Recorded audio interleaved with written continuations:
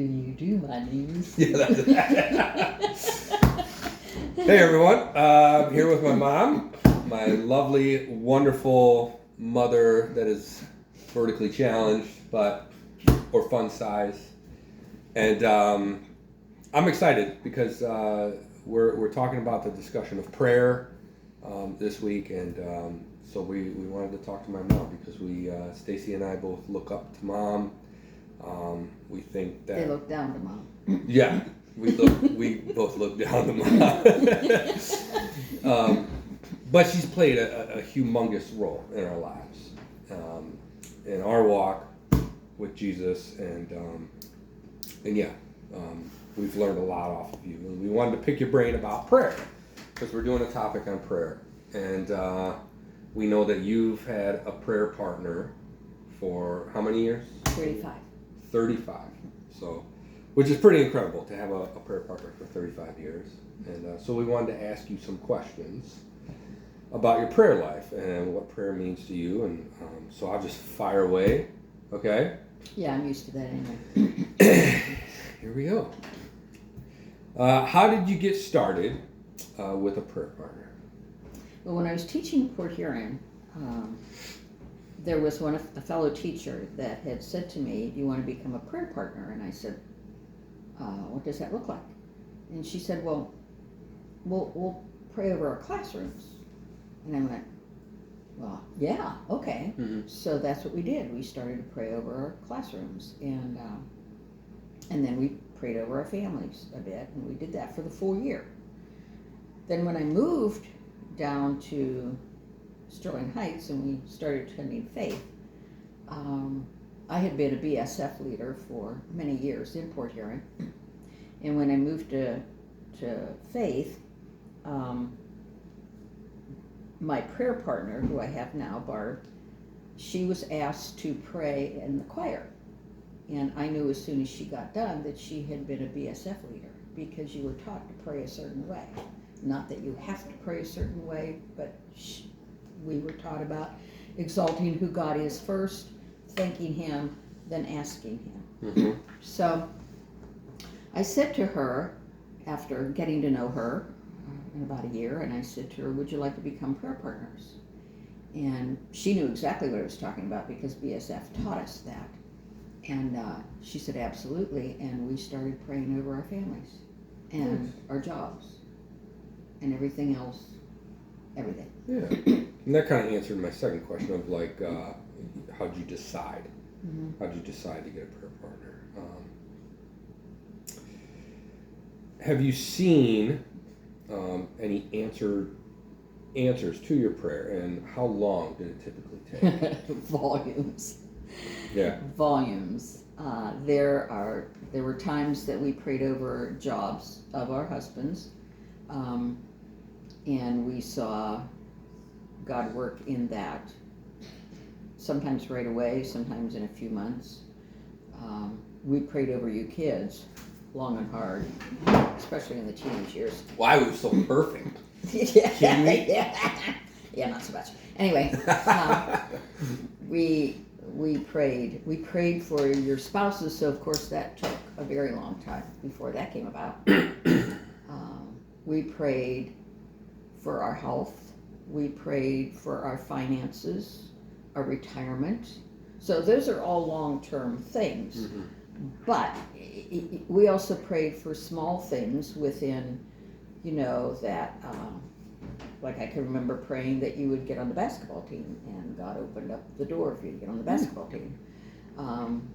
We prayed over Stacy to find the perfect job that she would have around her family, and God provided that fairly quickly. We prayed over her kids of varying different things, of finding jobs, working, going to school, colleges they were to go to, so it's a variety of things. Sometimes it's immediate, sometimes it's God always, it's yes, no, or wait. Mm-hmm. And anytime it's been no, there was always a reason, and a good one. Mm-hmm. And whenever there was wait, there was always a good one. Sometimes we thought that we should be doing something or have something before we should. And looking back on it now, I go, oh, thank God he didn't do that at the time in which we thought it would be good to have it done. So. That's awesome. That fifth question, what personal impact has it had over the years in your life? I guess, I mean, you kind of answered that, but also, have you seen like a change personally in yourself? Oh, yeah, volumes. I learned to accept what God would answer. Didn't always like it at first. I can remember when your dad was without work, when we had lost the first business and didn't know where or how or what was to be. And I can remember God saying to me, don't get a job yet, which was so out of my characteristic. Because I'm always a person, if I need to fix it. Let's progress towards, and your dad was too, but what God wanted me to do was to wait, because he had some things he wanted to teach your dad, and I needed to back away and not try to go forth before God said to. And he didn't open up a door for me to find a job right away. I now know why, because he ended up giving me the one at Faith, but it was a definite wait and a hard wait, and I learned patience. Boy, did I learn patience. And I learned when not to step before God. And I learned also in that time that nothing materialistic was important. Nothing. It was a hard time, a very, very hard time when we lost the first business. We nearly lost our home. Members of our congregation came forward and paid for your education, and Heidi and Dan's at Trinity made a house payment for us, members of Faith. It was incredible what people stepped forward in order to teach both of us huge things that God wanted both of us to know. Yeah. And it was a long year. I bet. It's a long year. That's amazing. So you've been with Barb for a long time. And Barb Lunenbill is a great friend of ours. She's been in our family for a long time. And the next question, has there ever been like a conflict between you and Barb where you guys maybe don't see eye to eye? I mean, or over time you just get on each other's nerves, you know? Like, how does that play out, having a prayer partner for that long? Yeah. You know? Well, there's, I don't care who they are. There are times somebody's going to rub you the wrong way. I don't care who they are. Right. And then we go through different times in our life. She was going through a really hard time when her daughter's twins were born. And at that point, she just dumped me and everything else because she was centered in on her daughter. I got it, but at the same time it hurt. And so we discussed it. And she didn't recognize she was doing it, For the most part, we kind of let things slide. We don't make a big deal of it for very much.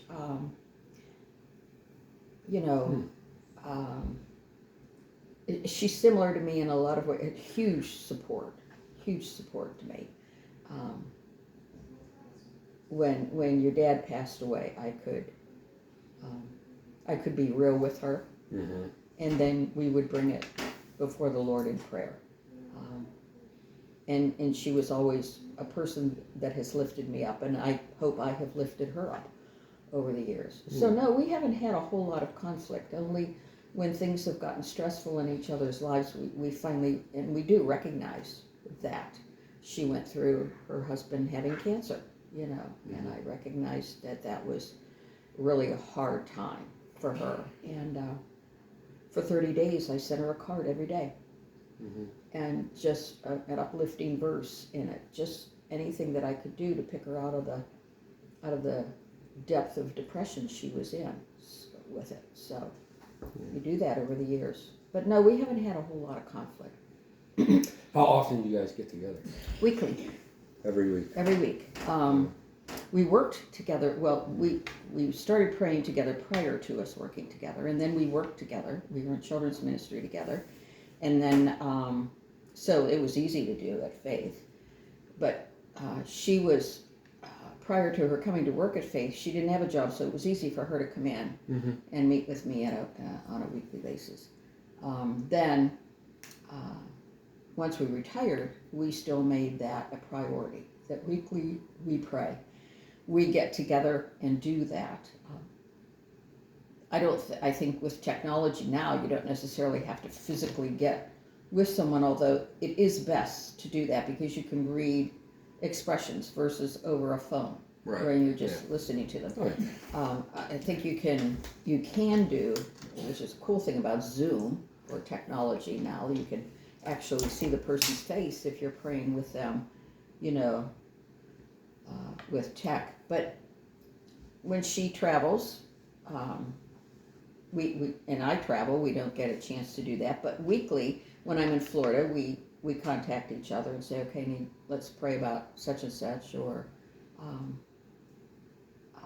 and if she does come and visit in Florida, we spend that time, we get together. There's something about physically being with a person that you can read their body language, and you can read their facial expressions, and you can see when their eyes start to tear and when it starts to mean something to them. And God made it too that, women can relate to women in a certain way, and men can relate to men in a certain way, as we know. So we can pray with each other, with our spouses, and that's going to look different than it does with a woman praying with a woman and a man praying with a man. Yeah. Because there's different mental things that each goes through and feels and has and emotions and that sort of thing that only a man is going to understand from a man and a woman is going to understand from a woman. Well, it kind of leads into my next question is what kind of advice would you give for people that would be looking to get a prayer partner or actively just start praying, on a weekly basis? Well, understand when you get a prayer partner, it's going to take you years to build a rapport with that person. It's not going to be easy at first. And you also have to be willing to be vulnerable. And that doesn't come easy at first either. To be able to say to somebody, I don't like this situation in my life. I don't like that my spouse is doing this and we need to pray over that. I don't like that my kids are doing this and we need to pray over that. If we hadn't prayed through those teenage years, honest to goodness, we would have gone crazy. Because we didn't like our children. We loved them, but we didn't like them. And we didn't like what they were going through. These wonderful, sweet little people turned into these opinionated people that we were like, are you kidding me? Who are they? And it was hard. Yeah. It was really hard. It was hard for me because you were stupid. You left everything right on right in front of us. Your brother hit it. You left it right on. That's true. Yeah. Did you ever doubt, like when you were praying about something? Did you ever have doubts, like you're just wasting your breath, like? Oh yeah. Oh yeah. Absolutely. Sure. When you're not seeing the answers to prayer right away, sure you do. That's only natural. That's human nature. Yeah. It's like, are you hearing me, Lord? And then you go through months upon months or years that you're praying for something and it's not happening. Sure, you do. But that doesn't mean you stop. God says that. You don't stop. You be persistent. And because we have now at this age, in our mid-70s, we can now look back and say, that's why scripturally he tells you to do that. Because there's value in that. Number one, you change while you're praying for it. And number two, I think he realizes that he starts to see how important it is to you, or even the thing that you're praying about, it switches out. What was the question? Let's get some wine. Yeah, but you do doubt. You do doubt it. Yeah, Especially yeah. at first, you do. And then when you get mid-70s, you don't anymore. There's the lovely thing, even though your body gets crappy, the lovely thing about getting older is the fact that you can look back and go, I'm praying about it. I don't have to worry about it. It's going to happen. Yeah. Maybe not the way in which I think it should. Maybe not the way in which I would want it, but God will answer it. You know that. You know that like your own name. Yeah. Takes a long time to get there. What have you learned about, let's say, God's will, God's characteristic, God's personality over the years? Like, have you seen, things like that where like you start to learn what his will is, what he desires? Yeah. I have found him more loving than I can ever imagine, more caring than I can ever imagine, more providing than one can ever imagine, more protecting than one could ever imagine. He will take you through storms that nothing else will.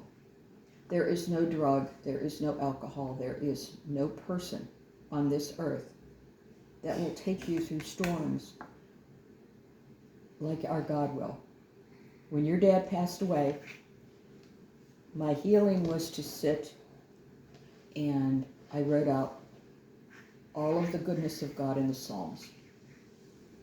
I spent hours just writing the Psalms because there's something about writing things down that also helps you think through them. And in that, I got to know the characteristics of God and to know how much he provides, cares, will take care of you through the storms of life that no one else will. No human being can or will.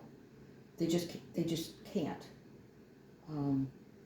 If you trust him, you got to have faith and trust in him to do it. And do we always originally? No. Did I always? No. I do more now as I've aged, and I've certainly this past year seen him work in ways that is so humbling that I have gone. I would have never imagined that I could grow closer to God, but I have. Yeah, that's awesome. That's awesome. Well, my final question, which I didn't write it on here. Did you ever pray that God would just make you taller? No, I prayed to eat more, but that didn't work. Well, thank you. It works so good. Thank you for. Thanks for doing that. I failed on that one. That's all right. Well, there's certain things that I look at you and I know I failed anyway. So. Oh, burn! Yeah. All right, we can cut there.